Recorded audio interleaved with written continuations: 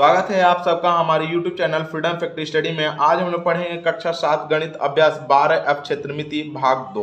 ठीक है, हम लोग देखिए, हम लोग ध्यान से ये समझिएगा। मैं बहुत ही छोटा छोटा वीडियो बना रहा हूँ ताकि आप लोगों को देखने में मतलब कि बोरियत महसूस ना हो, आराम से उसको दो चार सवाल करके आप लोग देख सकें। ठीक है ना, आप ऐसा मत सोचिएगा कि इतना छोटा छोटा क्यों वीडियो बना रहे हैं। तो आप लोगों को सहूलियत हो और साथ में मुझे भी सहूलियत होता है, क्योंकि छोटा रहता है तो अपलोड करने में भी ज़्यादा समय नहीं लगता है और जल्दी से हो भी जाता है। ठीक है, तो इसलिए मैं छोटा छोटा वीडियो बनाता हूँ। कोशिश करता हूँ कि 20 मिनट से नीचे ही हो, 15 से 20 मिनट के बीच में हो, या फिर 10 मिनट 15 मिनट के बीच में ही हो। ठीक है ना, उतना बड़ा वीडियो देने का कोई मतलब होता नहीं है। ठीक है ना, लड़के देखते भी नहीं हो, बोर भी हो जाते हैं, इसलिए मैं छोटा छोटा वीडियो दो चार सवाल का डालता हूँ। ठीक है, अब देखिए इसका जो चौथा सवाल दिया हुआ है कि आकृति 12 यहाँ पे 3 और 2 में दी गई मापों के आधार पर समचतुर्भुज से घिरे क्षेत्र का क्षेत्रफल ज्ञात करना है।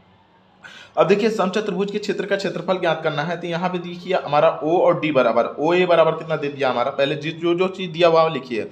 समचतुर्भुज का विकर्ण पहले निकालना है, तो यहाँ पे लिखेंगे समचतुर्भुज का विकर्ण बराबर सम, यहाँ पे हो जाएगा चतुर्भुज का विकर्ण बराबर चतुर्भुज का विकर्ण बराबर विकर्ण, समचतुर्भुज का विकर्ण बराबर यहाँ पे हो जाएगा कितना, हमारा विकर्ण क्या दिया है AC, यहाँ पे हो जाएगा A और C दिया हुआ है, और दूसरा विकर्ण बराबर दूसरा विकर्ण दिया हुआ है, तथा यहाँ पे देखिए एक विकर्ण हमारा AC दिया हुआ है और दूसरा विकर्ण बराबर, ये तो पहला विकर्ण हो गया, और समचतुर्भुज का विकर्ण, ये पहला विकर्ण लिखना चाहिए था मुझे, चलिए ठीक है कोई बात नहीं।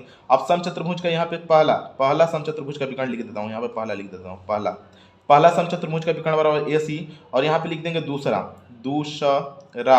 समचतुर्भुज का, ठीक ना, समचतुर्भुज का भुज का विकर्ण बराबर, ठीक है ना, विकर्ण। बात समझ में आनी चाहिए, बाकी सब सही है। ठीक है ना, यहाँ पे देखिए पहला समचतुर्भुज का विकर्ण बराबर AC, ठीक है ना, A और C, दूसरा समचतुर्भुज का विकर्ण बराबर क्या हो जाएगा हमारा B और D, तो यहाँ पे हो जाएगा B और D। ठीक है, अब बात समझिए, AC बराबर क्या हो सकता है, A और C बराबर OA का ट्वाइस होगा, मतलब AC इक्वल टू यहाँ पे AC इक्वल टू 2 गुणे AO, मतलब OA। ठीक है ना, अब यहाँ पे लिख सकते हैं हम लोग 2 करेंगे और गुणे OA बराबर कितना दे दिया हमारा 3, तो गुणा करेंगे तो कितना हो जाएगा 6 सेमी। ठीक है ना, ये हो जाएगा हमारा 6 सेंटीमीटर। उसी प्रकार से इसमें करेंगे तो 2 गुणे यहाँ पे कितना हो जाएगा OD, 2 गुणे O और D, अब 2 का गुणा करेंगे, OD कितना दी दिया 4, बराबर कितना हो जाएगा 8 सेमी। ठीक है ना, सेमी। तो इस तरीके से ये 8 सेंटीमीटर हो गया। तो हमें पहला समचतुर्भुज का यहाँ पे विकर्ण आ गया, दूसरा समचतुर्भुज का भी विकर्ण पता चल गया। अब निकालना क्या चीज, हमारा क्षेत्र का क्षेत्रफल, तो यहाँ पे लिखेंगे समचतुर्भुज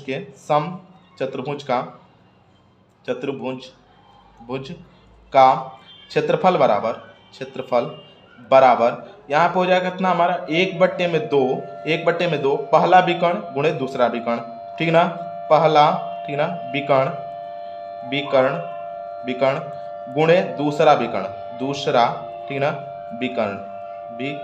ठीक है, पहला विकर्ण हमारा कितना दिया है 1/2, पहला विकर्ण हमने कितना निकाला है 6, तो 6 गुणे दूसरा विकर्ण कितना निकाला है 8, तो 8 सेंटीमीटर। अब दोनों क्रॉस कर लेंगे तो 2 से कटेगा तो कितनी बार में 4 बार में, और 4 से में 6 का गुणा करेंगे कितना हो जाएगा हमारा 24, तो ये हो जाएगा 24 सेमी स्क्वायर, जैसा है वैसे लिख देंगे सेमी स्क्वायर, और ये इसका क्या हो जाएगा आंसर।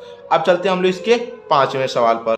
ये सवाल हम बताने से पहले आप लोग बताना चाहेंगे कि अगर आप लोगों को मतलब कि और भी सब्जेक्ट पढ़ने हैं, या फिर सवाल के जो मैं मतलब कि कम्युनिटी पर जो सवाल देता हूँ वैसे ही सवाल को अगर जवाब देना है, तो मेरा एक टेलीग्राम चैनल है, ठीक ना, फ्रीडम इफेक्टिव स्टडी, ठीक ना, फ्रीडम आप टाइप करिएगा टेलीग्राम पे जाके, फ्रीडम FREE, ठीक है, स्पेलिंग से साथ बता रहा हूँ वैसे टाइप करिएगा। आपको मेरा लोगो, जो किनारे में आपको लोगो दिख रहा है इस साइड, ठीक ना, इस साइड आपको एक लोगो मिलेगा फ्रीडम, ठीक ना, इफेक्टिव, जैसे मैं लिख रहा हूँ वैसे, ये कैपिटल में इफेक्टिव, ठीक ना, AFFECTIVE इफेक्टिव, और स्टडीज यस कैपिटल में और TUDIES स्टडीज। आप यहाँ पे जाइएगा और ज्वाइन कर लीजिएगा। ठीक है ना, उसमें मैं बहुत सारे क्वेश्चन अभी तो डाल नहीं रहा हूँ, लेकिन डालना स्टार्ट कर दूंगा, और कोई भी सूचना वहाँ पे आपको लोगों को मिल जाएगी, मैं ऑफलाइन भी रहूँगा तभी भी। ठीक है ना, जैसे कि ऑफलाइन 2-4 दिन वीडियो नहीं आया तो आपको यहाँ पे सूचना मिल जाएगी, ठीक है। और जो भी आपके आसपास में लड़के हों जिनको भी नवोदय का तैयारी करना है तो मैं 15 तारीख से, ठीक है ना, मैं बता दे रहा हूँ आपको 15 तारीख से इसी 15 तारीख से आप लोगों को तैयारी स्टार्ट करा दूंगा मैथ का, रीजनिंग का और हिंदी का, ठीक है ना।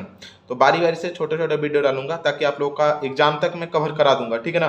15 फरवरी से, ठीक है ना, 15 फरवरी से आप लोगों का ये चीज़ तैयार हो जाएगा, ठीक है ना। तो ध्यान रखिएगा इसको। और अब हम चलते हैं इसके 5वें सवाल पे, और 5वां सवाल बता करके ये वीडियो खत्म हो जाएगा। शायद 5 ही सवाल है इसमें, 1 मिनट में देख लूँ किताब में। हाँ, 5 ही सवाल है। इसके बाद हम लोग अगले मतलब जी को पढ़ेंगे। ये शायद ये यफ था, यफ के बाद हम लोग जी को पढ़ेंगे, ठीक है। तो आप लोग ध्यान रखिएगा, इसको जाके टेलीग्राम पे आप लोग इसको ज्वाइन कर लीजिएगा। और 15 फरवरी से मैं नवोदय का भी क्लास स्टार्ट कर दूंगा इसी चैनल पे। तो आप लोग नवोदय का पढ़ना स्टार्ट कर दीजिएगा, ठीक है ना। जो भी आपके आसपास में बच्चे होंगे जिनको पढ़ने का इच्छा होगा, जो पढ़ना चाहते होंगे, उन लोगों को बता दीजिएगा कि यहाँ पे नवोदय का शुरू से कंटेंट, सारा कंटेंट देंगे।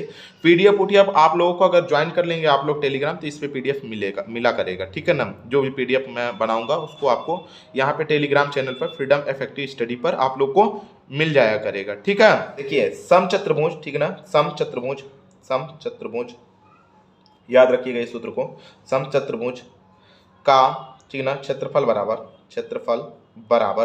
4 गुणे समकोण त्रिभुज, ठीक है ना, समकोण त्रिभुज नहीं, समकोण त्रिभुज का क्षेत्रफल,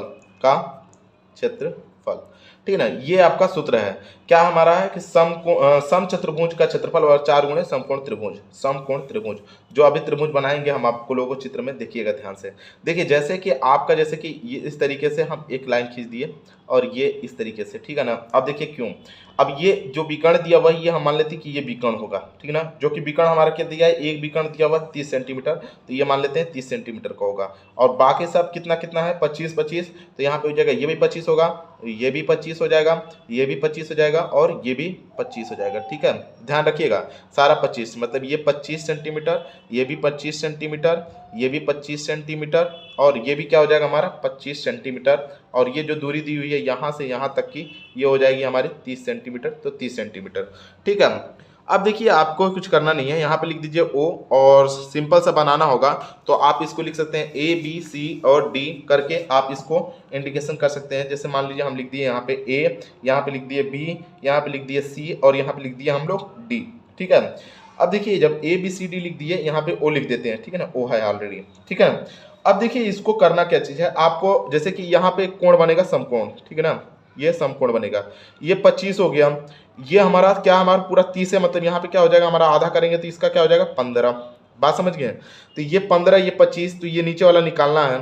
तो यहाँ पे लिखेंगे ओ बी ओ बराबर, या ओ बी बराबर, यहाँ पे लिख दीजिए ओ और बी बराबर क्वेश्चन मार्क दिया हुआ है। और यहाँ पे जगह बी और बी ए बराबर दे दिया हमारा 25, तो 25 लिख दीजिएगा। ओ ए बराबर कितना दे दिया हमारा, ओ और ए बराबर दे दिया हमारा यहाँ पे कितना 15, तो 15 लिख दीजिएगा। अब कर्ण क्या हमारा 25 है, तो यहाँ पे लिख देंगे ए बी का स्क्वायर, कर्ण का स्क्वायर, ए बी का स्क्वायर जो होता है लंब का स्क्वायर प्लस आधार का स्क्वायर। तो यहाँ पे जगह लंब हमारा कितना दे दिया हमारा ओ ए, मतलब ओ ए का स्क्वायर प्लस आधार मतलब ओ बी, यहाँ पर जाएगा ओ बी का स्क्वायर। अब यहाँ पे ए बी बराबर कितना दे दिया हमारा 25, तो यहाँ पर जाएगा 25 का स्क्वायर और बराबर ओ ए बराबर कितना दे दिया हमारा 15, तो यहाँ पर जाएगा 15 का स्क्वायर प्लस यहाँ पर जाएगा ओ बी बराबर कितना दिया नहीं पता है, तो ओ और बी को स्क्वायर लिखिएगा। इसको सॉल्व करेंगे तो 625 बराबर 15 15 225 और प्लस ओ और बी का स्क्वायर, ये प्लस है उधर जा क्या हो जाएगा माइनस, तो माइनस कर लेंगे तो कितना हो जाएगा हमारा ओ बी का स्क्वायर बराबर 400। तो यहाँ पर जाएगा ओ बी बराबर ओ और बी बराबर, जब स्क्वायर हटाएंगे तो ये भी स्क्वायर हट जाएगा यहाँ से भी, जो स्क्वायर है 20 का, तो यहाँ पर हो जाएगा अंडर रूट में, या तो फिर कर दीजिए अंडर रूट में चला जाएगा, क्योंकि स्क्वायर हटेंगे तो अंडर रूट में चला जाएगा 400। अब 400 को बाहर निकालेंगे कितना हो जाएगा 20, मतलब ओ और बी बराबर कितना आ जाएगा हमारा 20, याद रखेंगे ये बात, ओ बी बराबर कितना आ जाएगा हमारा 20 सेमी, ठीक है। ओ बी बराबर 20 सेंटीमीटर। जब ओ और बी बराबर 20 सेंटीमीटर तो ये पूरी दूरी कितनी हो जाएगी 40 सेंटीमीटर। जब ओ और बी बराबर यहाँ पे 20 सेंटीमीटर तो ये भी क्या हो जाएगा हमारा 40 सेंटीमीटर। अब हम लोग निकाल लेंगे, हम लोग इसका सूत्र डायरेक्टली लगा के निकाल देते हैं। जैसे देख लीजिए यहाँ पे लिखेंगे समकोण त्रिभुज का क्षेत्रफल बराबर, ठीक ना, समकोण त्रिभुज का क्षेत्रफल बराबर, समकोण त्रिभुज का क्षेत्रफल क्या होता है 1/2 आधार गुणे ऊंचाई। समकोण त्रिभुज का क्षेत्रफल बराबर, ये चारों का निकालेंगे, ठीक ना। तो समकोण त्रिभुज का क्षेत्रफल बराबर यहाँ आप लिखेंगे एक का निकालेंगे और उसके बाद चारों का निकाल लेंगे। तो समकोण त्रिभुज का क्षेत्रफल बराबर समकोण त्रिभुज का क्षेत्रफल, त्रिभुज का क्षेत्रफल बराबर या एरिया लिख सकते हैं 1/2 आधार गुणे ऊंचाई, मतलब बेस इंटू हाइट, ये लिखते हैं। या आधार गुणे ऊंचाई या फिर हाँ ऊंचाई कर सकते हैं या लंब लिख सकते हैं, ठीक ना, आधार गुणे लंब या ऊंचाई, ठीक ना। यहाँ पे ऊंचाई कर लेते हैं, लंब है इस पे इसलिए। तो 1/2 और आधार बेस कितना दे दिया हमारा 20, इस साइड वाला 20 है तो यहाँ पे जगह 20 गुणे ऊंचाई कितना हमारा 15, तो 15 2 से कटाएंगे कितना हो जाएगा 10 और 10 में गुणा करेंगे कितना हो जाएगा हमारा 150। 150 क्या आ जाएगा मीटर स्क्वायर। अब हम जानते हैं कि ये देखिए समांतर चतुर्भुज का क्षेत्रफल बराबर क्या होता है 4 गुणे समकोण त्रिभुज का क्षेत्रफल, यही सूत्र होता है। तो यहाँ पे लिखेंगे समांतर चतुर्भुज बराबर, ठीक ना, समांतर चतुर्भुज बराबर समांतर नहीं है, सम चतुर्भुज का क्षेत्रफल बराबर, यहाँ पर जाएगा सम चतुर्भुज का क्षेत्रफल बराबर चतुर्भुज का क्षेत्रफल बराबर 4 गुणे समकोण त्रिभुज के क्षेत्रफल, ठीक ना, समकोण त्रिभुज के क्षेत्रफल, समकोण त्रिभुज का क्षेत्रफल, कोण त्रिभुज का क्षेत्रफल एरिया, ठीक ना, ये लिख दिया हम एरिया। यहाँ पे हो जाएगा 4 और गुणे यहाँ पे हो जाएगा 150 और जब गुणा करेंगे तो 15 चौके 60 600, ठीक है ना, यहाँ पे जगह 600 मीटर स्क्वायर। ये हो गया इसका मतलब कि मीटर स्क्वायर में इसका क्षेत्रफल पूरा आ गया। लेकिन ये बात ध्यान रखिएगा कि इसमें 20 गाय हैं तो एक गाय को कितना मिलेगा, यहाँ पे लिखा हुआ है कि 20 गायों के चरने के लिए है तो एक गाय को कितना मिलेगा, ये पूरा टोटल क्षेत्रफल इतना है तो यहाँ पे जगह 20 गाय, ठीक है, ये पूरे गायों के लिए तो 20 गायों के क्षेत्रफल, तो एक गाय का ये 20 गायों के चरने का क्षेत्रफल है, 20 गायों के चरने का क्षेत्रफल बराबर 600 मीटर। तो यहाँ पे लिख देंगे 20 गायों का, आप अलग से लिखिएगा 20 गायों के चरने का क्षेत्रफल, चरने का एरिया, ठीक है ना। तो एक गाय के चरने का एरिया बराबर एक गाय के चरने का एरिया बराबर यहाँ पर जाएगा 600 और बट्टे में हो जाएगा 20, इसको क्रॉस कर लेंगे तो बराबर हो जाएगा हमारा 30 मीटर स्क्वायर। तो एक गाय को चरने के लिए हमारा 30 मीटर स्क्वायर का एरिया मिलेगा, ठीक है।